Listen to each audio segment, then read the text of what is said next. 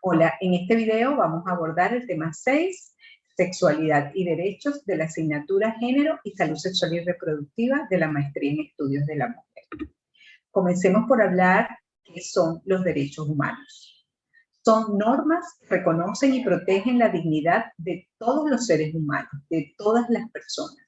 Rigen la manera en que las personas viven en sociedad y se relacionan entre sí, igual que sus relaciones con el Estado y las obligaciones del Estado hacia las personas. Los derechos humanos exigen que los gobiernos hagan determinadas cosas y les impiden hacer otras, es decir, regulan un marco de relaciones. Implica además que las personas tenemos responsabilidades y también tenemos la posibilidad de hacer valer nuestros derechos. También debemos respetar los derechos de las otras personas. Ningún gobierno, grupo o persona individual tiene derecho a llevar a cabo ningún acto que vulnere los derechos de las demás personas. En principio, los derechos humanos son estas normas entonces que los estados deben cumplir y de algún modo tienen la obligación de garantizar. Desde el momento en que un estado se suscribe un convenio internacional vinculado a los derechos humanos, se está comprometiendo a cumplir con esas normas, con esas regulaciones y esos mandatos que determinada convención está indicando. Esto además tiene que ver con la idea de que tenemos estos derechos desde el momento en que nacemos. Son inherentes a nuestra condición humana. Nos pertenecen por el simple hecho de ser personas. Es decir, que no hay que hacer algo en particular para gozar de los derechos humanos. Es decir, y además tampoco hay ninguna circunstancia o condición que nos haga perderlos. Por eso es que hay todo un trabajo para luchar por el reconocimiento de personas en condiciones particulares. Por ejemplo, personas privadas de libertad, personas refugiadas, migrantes, personas con alguna condición física, en fin. La idea es que no existan condiciones o circunstancias que mermen o limiten el disfrute y la garantía de los derechos humanos. Los derechos humanos, además, son progresivos e irreversibles. Es decir, un nuevo derecho no excluye ni deja sin efecto un derecho anterior. Eso no es posible. Vamos aumentando en cuanto al reconocimiento y garantía de derechos. Una vez reconocidos los derechos, estos no se pueden ignorar, o sea, son obligatorios. Los estados están obligados a cumplir y a garantizar los derechos humanos. Una vez reconocidos los derechos humanos, no se pueden ignorar. Los derechos humanos son obligatorios para los estados, es decir, están obligados a garantizarlos, a velar por ellos, a que no haya violación de los derechos humanos de las personas. Consignan entonces deberes al Estado y la obligación de respetarlos, aunque no haya una ley que lo establezca de forma explícita, es decir, aun cuando en la norma interna no exista un marco jurídico que los exprese abiertamente. Por eso es que hay todos unos sistemas que velan por el cumplimiento de los estados de esos acuerdos que han suscrito, como lo veíamos en la clase con Dayana. Existe el Sistema Interamericano de Derechos Humanos, el Sistema Universal de Derechos Humanos y una serie de mecanismos e instancias que justamente están allí para velar el cumplimiento, para hacer el seguimiento en el cumplimiento de estos derechos humanos. ¿Okay? Es importante saber que el reconocimiento de los derechos humanos y su garantía y su protección ha seguido un proceso histórico. Están los llamados derechos humanos de primera generación, digamos que nacen con la Declaración Universal de los Derechos Humanos y en un principio se da el reconocimiento de los derechos civiles y políticos. En segundo lugar, en un segundo momento, están los llamados derechos de segunda generación, que aquí se reconocen los derechos sociales, económicos y culturales como parte de los derechos humanos. Y finalmente hay una tercera generación de derechos en donde se reconocen aquellos derechos vinculados a la solidaridad fuera de fronteras, que pueden sintetizarse como derechos de paz, desarrollo y medio ambiente. Dentro de esta última generación de derechos se incluyen los derechos sexuales y reproductivos, digamos, son de avanzada, son una nueva generación de derechos que no se enmarcan necesariamente en esta primera y segunda generación. ¿Okay? Los derechos sexuales y los derechos reproductivos, como ya hemos visto, no están expresados en una norma internacional única, sino que se derivan de acuerdos internacionales y regionales. Los más importantes son la Plataforma de Acción del Cairo de 1994, que recoge los acuerdos para la acción en materia de población y desarrollo e incluye los derechos sexuales y reproductivos.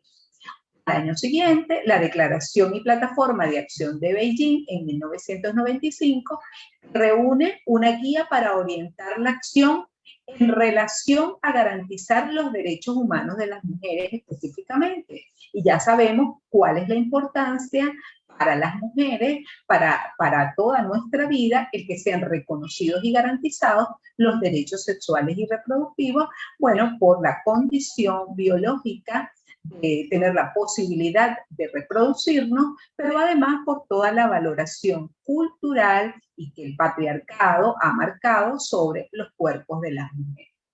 El tercer documento que es muy importante es el Consenso de Montevideo del año 2013, que aúna o que agrupa de alguna manera los acuerdos alcanzados en la primera reunión regional sobre población y desarrollo, con especial énfasis en el reconocimiento de los derechos sexuales y de los derechos reproductivos.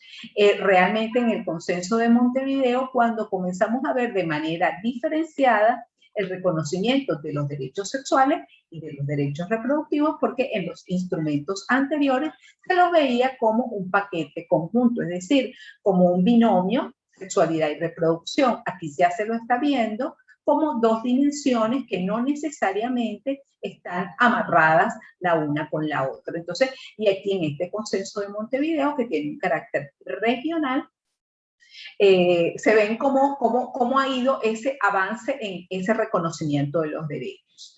Hay que decir que el Estado venezolano ha suscrito tanto a la Plataforma de Acción del Cairo, Beijing y el Consenso de Montevideo. Quiere decir que todos estos acuerdos son ley en Venezuela. Además, existen una serie de normas nacionales, bueno, desde lo que está expresado en la Constitución de la República Bolivariana de Venezuela, en la Ley Orgánica sobre el Derecho de las Mujeres a una Vida Libre de Violencia, y en una serie de instrumentos, planes y programas en donde se despliega este reconocimiento de los derechos sexuales y derechos reproductivos en el país. ¿Y de dónde o de qué deriva el reconocimiento de la sexualidad como derecho?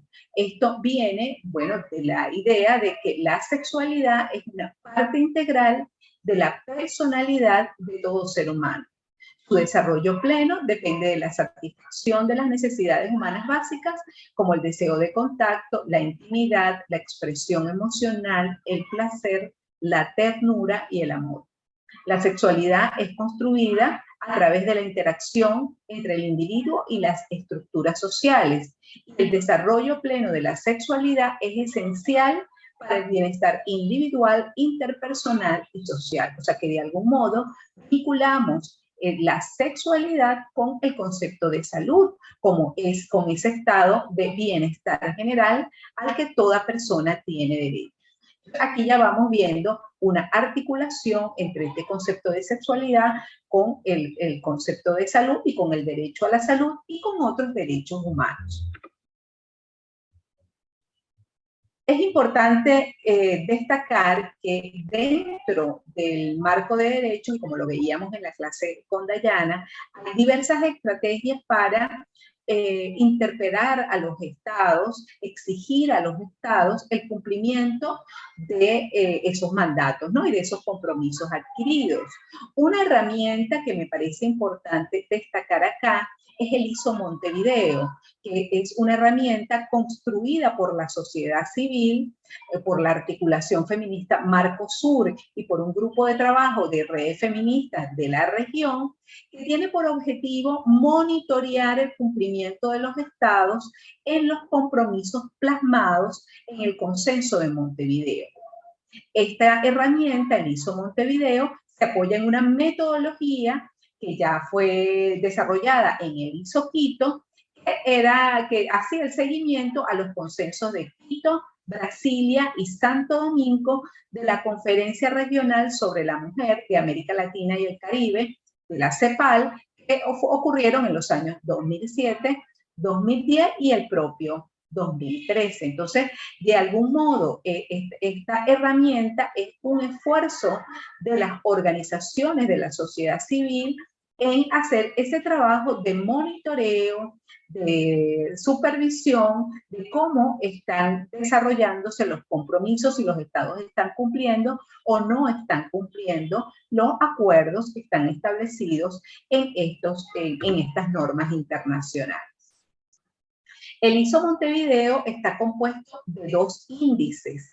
Por un lado está el índice normativo sobre los derechos sexuales y reproductivos y el índice de salud sexual y reproductiva. El índice normativo tiene que ver con la norma, ¿sí? Con la norma jurídica, con los instrumentos jurídicos que existen en el país. El índice de salud sexual y reproductiva tiene más que ver con los resultados, con los indicadores reales asociados a la vida de las personas, ¿ok? Estos dos índices ordenan a los países, digamos, el país que tiene un mayor índice es el que está en mejores condiciones y el que está más cerca del cero está en peores condiciones, ¿no? Y entonces hay un valor entre 0 y 1 y hay un promedio obtenido para cada país, ¿ok? Veamos los indicadores normativos. Son 6 los indicadores. El primero es la educación para la prevención. Esto es la existencia de legislación sobre educación en sexualidad y prevención del VIH, tanto a nivel nacional como estatal y provincial. El segundo es la integración de la educación sexual y la educación comprensiva en sexualidad en la enseñanza pública. Esto hace referencia al porcentaje de contenidos establecidos en libros o capítulos de primaria, secundaria básica y superior sobre educación sexual y prevención del VIH. El tercero es el alcance de las leyes sobre unión libre, matrimonio y adopción en parejas del mismo sexo.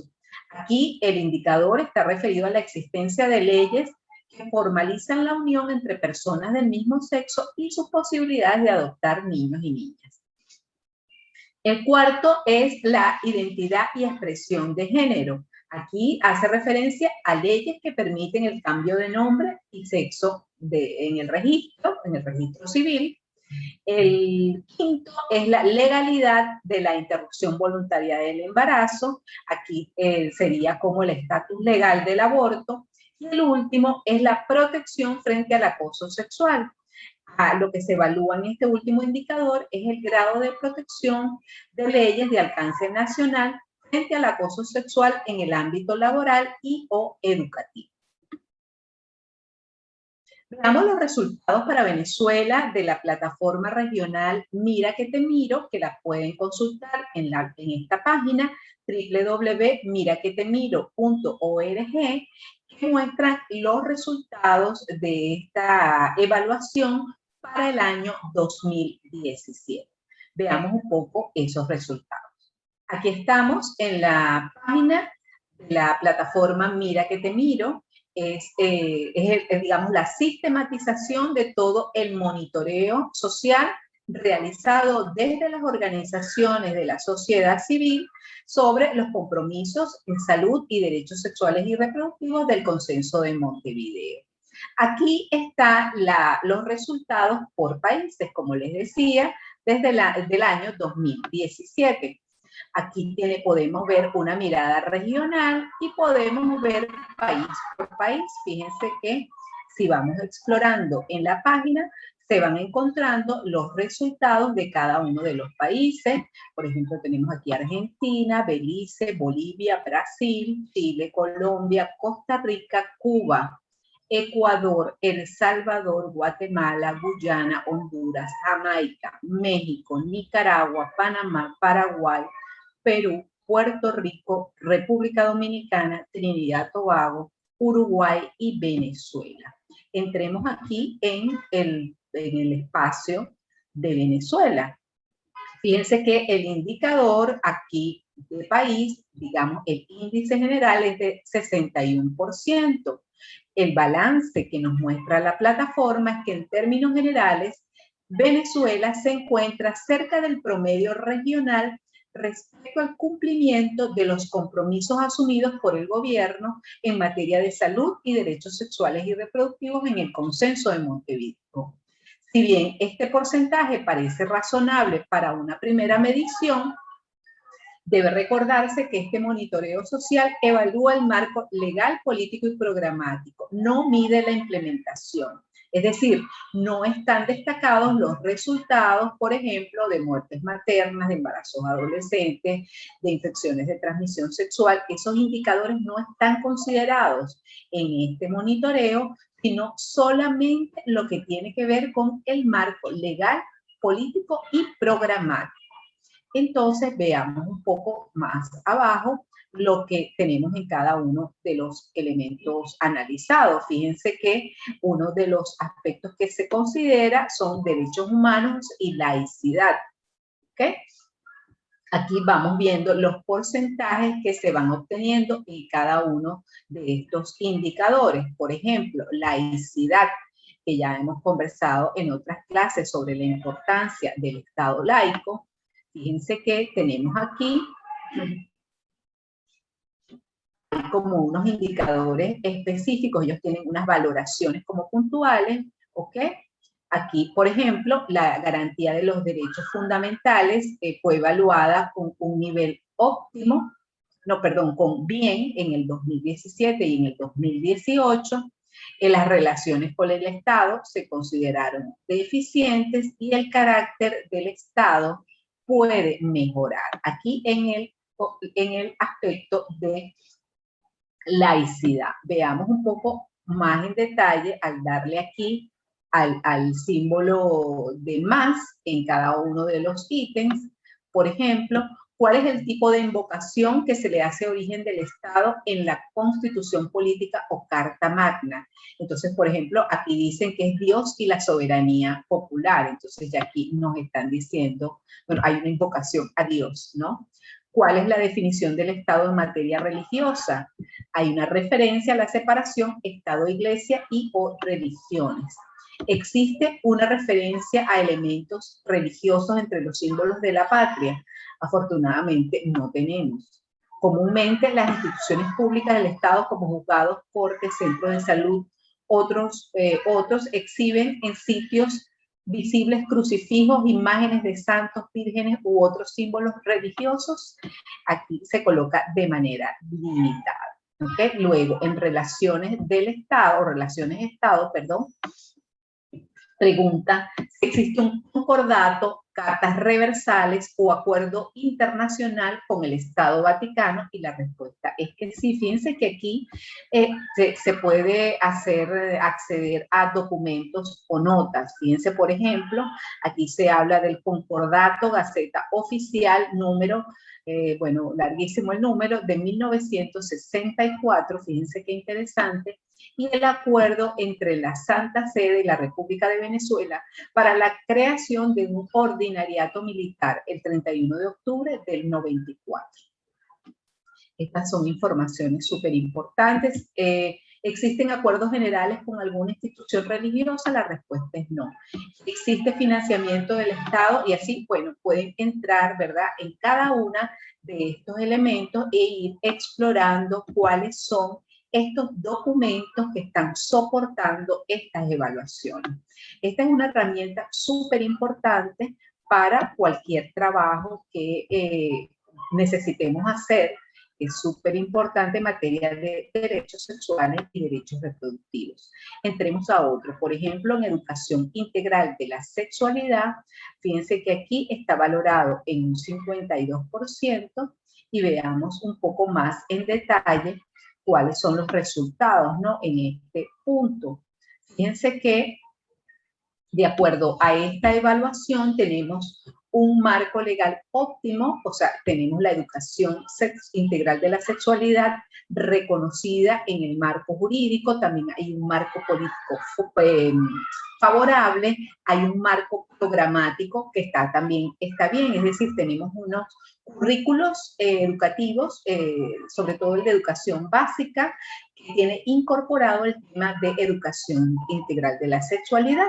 Pero fíjense que luego en el contenido curricular, es decir, lo que va, digamos, a la clase de los niños y las niñas, ahí ya vamos deficientes. En el sistema de evaluación y denuncias aparecen un alto porcentaje, sobre todo por lo que tiene que ver con la creación de las defensorías escolares. Luego habría que ver cómo es la implementación, pero como el sistema está creado, en capacitación, fíjense que estamos muy mal, en capacitación a docentes para la implementación, en campaña de difusión, aquí se obtuvo un porcentaje alto, y en recursos, fíjense, un 0%. Entonces, claro, esto luego hay que contrastarlo, tendríamos que contrastarlo con los resultados de la implementación, que es lo que nos señalan al principio, ¿verdad? Por ejemplo, en el tema de salud sexual y reproductiva, aquí, bueno, fíjense que vamos viendo cómo está más o menos a grandes rasgos cada uno de los temas: servicios de salud sexual y reproductiva, servicios amigables para jóvenes, aborto, prevención de mortalidad materna, parto humanizado, VIH, SIDA, atención especializada a víctimas de violencia. Y finalmente hay un apartado que tiene que ver con rendición de cuentas. Entonces, las invito a que puedan explorar esta plataforma. Varias organizaciones de la sociedad civil venezolana participamos en este proceso. Participamos, cuando digo participamos es porque me correspondió participar por parte de ABESA, otras organizaciones de la sociedad civil también, incluso el Fondo de Población de las Naciones Unidas facilitó un poco este intercambio con las otras organizaciones, tanto nacionales como regionales, para hacer este trabajo de seguimiento. Bueno, vemos que tenemos datos solo de 2017 y 2018. Aquí hay un trabajo pendiente para avanzar. Este es, por ejemplo, prevención de la mortalidad materna. Y aquí tenemos, bueno, y ya fíjense, aquí salimos muy bien evaluadas pese a la grave situación que tenemos en mortalidad materna, ya reconocido desde el año 2016 con el boletín epidemiológico que fue publicado para el año, exacto, para el año 2016. Entonces, bueno, esto quería compartírselos para que si están interesadas puedan entrar a la plataforma y puedan acceder a los recursos que allí tienen disponibles. Volvamos ahora con la presentación. Seguimos con los indicadores estructurales. Aquí, como vemos, ya son los indicadores de salud sexual y reproductiva, propiamente dicho. Y aquí son varios los indicadores propuestos. En primer lugar están el acceso a métodos anticonceptivos modernos, entendido como la tasa de prevalencia del uso de anticonceptivos en mujeres o por parte de mujeres actualmente casadas o en unión libre de 15 a 49 años, cualquier método moderno. El segundo indicador es la razón de mortalidad materna, más bien la tasa por 100.000 nacidos vivos, que se calcula como el cociente entre el número de muertes maternas que estaría en el numerador, dividido por el número total de nacidos vivos, que sería el denominador, durante un periodo de tiempo multiplicado por 100.000. El tercer indicador son los nacimientos atendidos por personal calificado de salud. Es el porcentaje de nacimientos atendidos por médicos, médicas, parteros, parteras, en fin, por personal de salud en centros hospitalarios. Otros indicadores relevantes que propone el ISO Montevideo es el porcentaje de mujeres adolescentes de 15 a 19 años que son madres, las necesidades insatisfechas en materia de planificación familiar, el número de muertes de mujeres ocasionadas por sus parejas o exparejas, y además señalan otros indicadores deseables, pero que lamentablemente no están disponibles, como son, por ejemplo, el porcentaje de servicios de salud sexual y reproductiva de acuerdo a los requerimientos poblacionales, lo que tiene que ver con el aborto inseguro, es decir, la tasa de abortos inseguros por cada 1.000 mujeres entre 15 a 49 años. Y claro, por ejemplo, en Venezuela, como es un delito que está penalizado, o sea, el aborto está tan penalizado, no es posible obtener registros ni saber cuál es la tasa de abortos inseguros. Y luego sería propiamente la atención a abortos inseguros. Veamos cuáles son los resultados que nos muestra el ISO Montevideo para los años 2015 y 2017. Aquí vamos a ver tanto los indicadores normativos como estos otros indicadores estructurales. Aquí fíjense que tenemos dos grandes gráficos. El primero, el marroncito, es del año 2015, esos son los resultados para el 2015, y el que están las barras en azul es para el 2017. Fíjense que en cada uno de los cuadros tienen dos columnas. En una se presenta el índice estructural. Recordemos que el índice estructural es lo que tiene que ver con estos indicadores del comportamiento de la salud sexual y reproductiva, y al lado tenemos el normativo, que es lo que tiene que ver con las leyes y tal, y qué sé yo. Lo mismo para el gráfico que está a la derecha con las barras azules. Entonces, para el año 2015, fíjense que Venezuela, en el marco normativo, estamos acá bastante cerca del promedio regional, incluso por encima. O sea, claro, ¿qué quiere decir esto? En cuanto a norma jurídica, en cuanto a programas o planes, estamos muy bien posicionados, y eso por encima del promedio regional. Lo mismo en los datos estructurales. Recordemos que estos son datos dados por los gobiernos. Estos son datos de la CEPAL, y estos son datos sobre los que se pueden trabajar. Entonces, claro, ahí también siempre nos queda como la pregunta sobre la validez de los datos.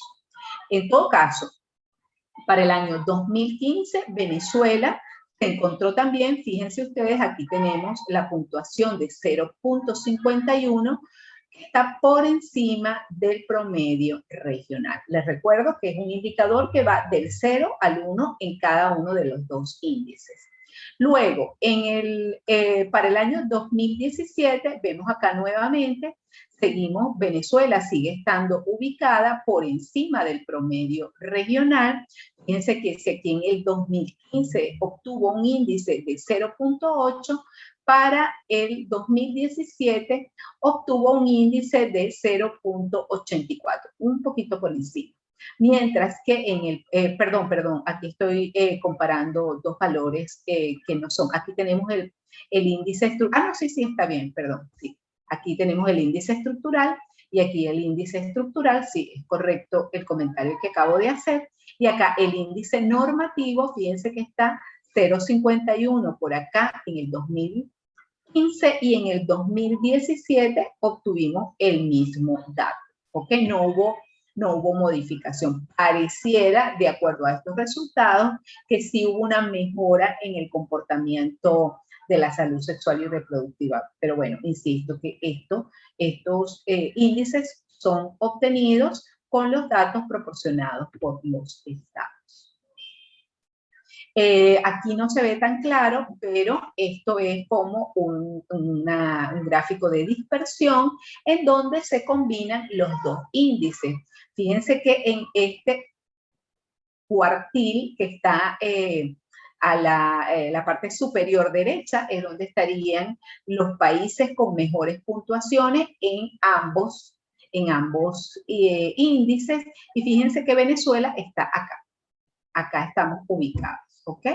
Los países que están en mejores condiciones, bueno, Uruguay, sin lugar a duda, es el país que en la región, en términos generales, para este momento estaba en la punta, digamos, con los mejores, la mejor situación en cuanto a reconocimiento y garantía de los derechos sexuales y reproductivos. Y fíjense que, por otra parte, en el lado opuesto, quienes están en peor situación, fíjense que está Bolivia por acá y Surinam, que están en terribles condiciones, ¿no? Nosotras nos encontramos, Venezuela está en este cuartil, ¿ok? Acá, muy cerca del centro, bueno, fíjense, bastante cerca de Nicaragua, bueno, aquí hay muchos análisis que se pueden derivar de estos gráficos. Aquí vamos viendo de algún modo cómo el avance, ¿verdad? El avance comparando los resultados del 2015 con los del 2017. Si hubo avances o incluso si hubo retrocesos. Fíjense, por ejemplo, acá donde estamos, Venezuela, estamos por acá, ¿sí? En la parte de lo estructural, en los avances estructurales, aquí es como si, bueno, lo que se indica es un 21.7% de avance en lo estructural. Y en lo normativo, fíjense que lo que se obtiene es un 0.8%, o sea que no hubo grandes modificaciones en lo normativo. Hay países que tuvieron retroceso, fíjense cómo Nicaragua aparece acá, ¿verdad? El lado opuesto de la línea central, ¿ok? Santa Lucía, Paraguay, Honduras, han sido países donde hay un reconocimiento de los retrocesos en cuanto a los indicadores estructurales, ¿ok? Luego, veamos un poco estos datos o estos datos que abonan al índice estructural, no del ISO Montevideo, sino algunos reportes de otras instancias e incluso datos nacionales que también nos ilustran cómo está la situación de los derechos sexuales y los derechos reproductivos en el país. Por ejemplo, en cuanto a la tasa de prevalencia del uso de anticonceptivos, la proporción de mujeres de 15 a 49 años sexualmente activas que declaran estar usando métodos anticonceptivos o que su compañero los está usando, esta es una definición de la CEPAL del 2011, tenemos varios referentes acá. El Fondo de Población de las Naciones Unidas para el año 2019 indicó que para América Latina y el Caribe esta tasa de prevalencia del uso de anticonceptivos es de 79, ¿ok? Aquí tenemos un dato referente. Luego, el mismo Fondo de Población indica en el año 2020 que la tasa para Venezuela es de 56. Estamos, fíjense, por debajo de la tasa regional. Esto significa que la proporción de mujeres que en Venezuela utiliza métodos anticonceptivos es inferior a la proporción de mujeres de la región. Eso es lo que nos está diciendo este dato. Otro dato que les comparto acá es sobre un estudio que hicimos en Navesa en el mes de diciembre, en Distrito Capital y en Estado Miranda, y aquí encontramos que la tasa de prevalencia de métodos anticonceptivos fue de 49.8. Fíjense que aquí este dato está incluso por debajo de la tasa que muestra el Fondo de Población para Venezuela. ¿Esto qué nos está diciendo? Por ejemplo, en el caso de la tasa reportada por el Fondo de Población, es que, bueno, de 100 mujeres que están sexualmente activas, solo 56 están usando métodos anticonceptivos, ¿ok? Y en el dato de ABESA para Distrito Capital y el Estado Miranda, indica que 49, bueno, digamos 50 mujeres, ¿verdad? Prácticamente la mitad no están usando y la mitad obviamente no está usando, ¿ok? El otro indicador es la razón de mortalidad materna. De acuerdo a la OPS, para el año 2015, la razón para Venezuela era de 95 muertes maternas por 100.000 nacidos vivos registrados. Otros indicadores más recientes, no nacionales, sino de estudios realizados en hospitales. Tenemos, por ejemplo, un estudio realizado en la maternidad Concepción Palacios que nos indica, el estudio fue publicado en el año 2019, pero nos da datos del año 2013, en donde la razón de mortalidad materna para la maternidad fue de 100,27 por 100.000 nacidos vivos registrados, mientras que para el 2018, fíjense cómo aumenta de manera significativa a 191,59 por 100.000 nacidos vivos registrados, o sea, nada más en la maternidad Concepción Palacios. Otro estudio, en este caso del Hospital Central Universitario Antonio María Pineda, esto es en Barquisimeto, Estado Lara. Este estudio lo realizó esta organización, la DESCU. Nos da también como un reporte de varios años. Fíjense, aquí también se registra un aumento de la razón de mortalidad materna. Para el año 2018 reportan 102,62 muertes maternas por 100.000 nacidos vivos, ¿verdad? En el 2019 de 112 pasa a 106,17 y para el 2020 121. Fíjense que lo que vamos viendo es que ha habido un aumento sostenido de la mortalidad materna, al menos en función a lo reportado por estas dos instituciones hospitalarias. En cuanto al a los nacimientos atendidos por personal calificado de la salud, aquí encontré dos datos. Uno del Index Mundi del año 2016, en donde se señala que el 96,2% del total de nacimientos son atendidos por personal de salud calificado o personal calificado de salud. Y otro dato para el 2017, en este caso del Banco Mundial, dice más bien que para Venezuela es el 99% del total. ¿Qué quiere decir esto? Que el mayor porcentaje de nacimientos ocurren, son acompañados por personal de salud y además a su vez ocurren en instituciones hospitalarias. Esto es un porcentaje alto. Y claro, aquí, bueno, hay muchas preguntas y mucha preocupación porque cómo teniendo este porcentaje tan alto de nacimientos atendidos por personal de salud, bueno, estamos teniendo esta cantidad de muertes maternas. Entonces, claro, aquí hay muchos análisis que podemos realizar para, bueno, aclarar esta situación. Luego, el porcentaje de mujeres de 15 a 19 años que son madres, bueno, ya ha habido un reconocimiento tanto por el Estado venezolano y por el Fondo de Población de Naciones Unidas. Por ejemplo, para el año 2019 ya se señaló que había 95 por cada 100.000 adolescentes de 15 a 19 años son madres, ¿ok? Esto nos coloca en el tercer lugar más alto para América Latina y el Caribe. Esto es un lugar bastante lamentable.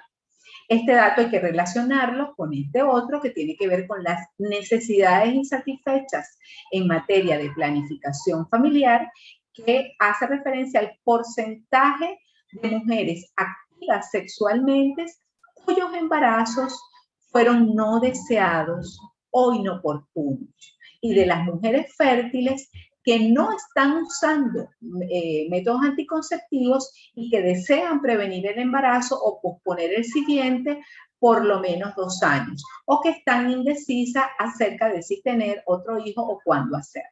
O sea, digamos, estas son las mujeres que no pudieron tener, exacto, acceso a planificación familiar.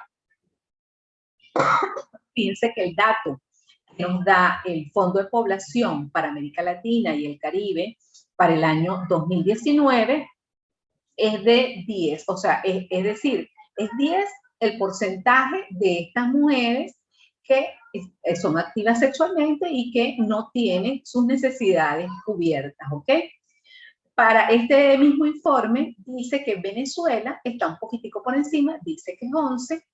Sin embargo, un dato que en este estudio que realizamos en ABESA, en Distrito Capital y Estado Miranda, con 225 mujeres que fueron entrevistadas, nos va dando un porcentaje de 30.7, que realmente está bastante por encima. ¿Esto qué nos quiere decir?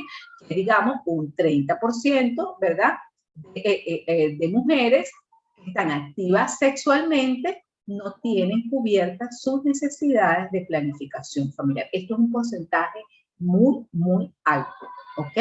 Estamos 20 puntos porcentuales por encima del promedio para América Latina y el Caribe. Esto realmente es bastante negativo.